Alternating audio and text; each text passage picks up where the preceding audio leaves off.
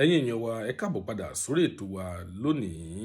Ẹ ti kúkú mọ̀ wá wípé lójoojúmọ́ la ó máa fún yín ní àwọn ìròyìn lọ́lọ́kan òjọ̀kan nípa àwọn Yorùbá actors àti àwọn Yorùbá actresses tí gbogbo ìròyìn wọn bá jáde. Ṣùgbọ́n lénìí o, a fẹ́ sọ̀rọ̀ nípa arábìnrin tí a mọ̀ sí Lizzy Anjorin.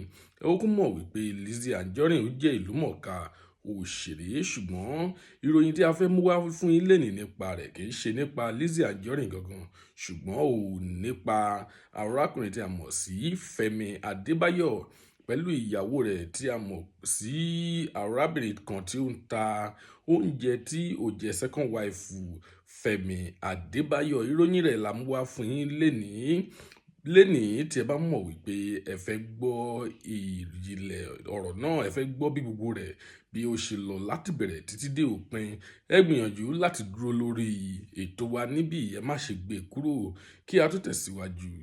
Tí ó bá jẹ́ ìgbà àkọ́kọ́ tí ẹ ń wo fídíò wa nìyí, ẹ jọ̀wọ́ ẹ tẹ subscribe button láti máa rí púpọ̀ lára àwọn fídíò wa wò.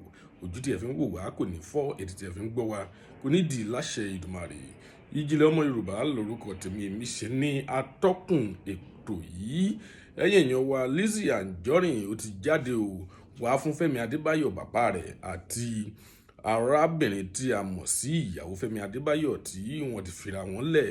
Ó sọ̀rọ̀ nípa arábìnrin náà, ó ní arábìnrin náà ni òun yóò blame ó ní nítorí wípé ó ní arábìnrin yìí náà ó mọrú èèyàn tí Fẹ́mi Adébáyọ̀ tí ó jẹ́.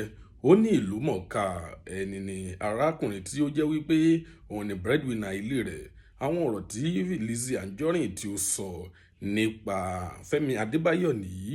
Ó tún sọ̀rọ̀ míì, ó tún sọ nínú ọ̀rọ̀ rẹ̀ wípé ó ní arábìnrin yìí, ó ní tó bá yẹ pé ó wà lára àwọn tó ń follow òun ni, ó ní kò bá tún dáa wípé kò bá má follow as victim sí ọ̀rọ̀ yìí.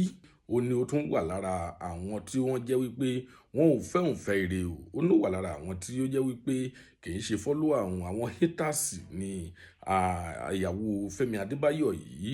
Ó ní side àwọn haters òun ni ó follow sí. Gbogbo ọ̀rọ̀ yìí ni arábìnrin yìí ó sọ, ìyẹn Lizzy Anjorin.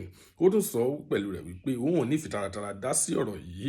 Ó náà ò sì ní blame Fẹ́mi Adébáyọ̀ torí wípé arábìnrin yìí, èyí ìyàwó Fẹ́mi Adébáyọ̀ yìí, ìyàwó kejì rẹ̀, ó ní òun ní òlu ọpọlọ rẹ̀, òun ni ò ṣe bí ó ṣe yẹ kó ṣe ṣe. Ẹ̀yin èèyàn wa, ìròyìn ní ṣókí tí a mú wá fún yín rèé, ìròyìn nípa Fẹ́mi Adébáyọ̀ ìyàwó rẹ̀ tí Lizzy Anjorin tí ó dá sí. Nǹkan tí àwa náà wò nìyí. Nǹkan tí ẹ̀yin bá lérò nípa ọ̀rọ̀ yìí, ẹ tẹ̀ sí comment section ká lè sọ̀rọ̀ nípa rẹ̀, ká lè fọ̀rọ̀ jomitoro ọ̀rọ̀ lórí rẹ̀. Lónìí a kò ní rí jù báyìí lọ. Ire lójú wa ó máa rí, ó tún dọjọ́ mi, ọjọ́ rí, ó dìgbà.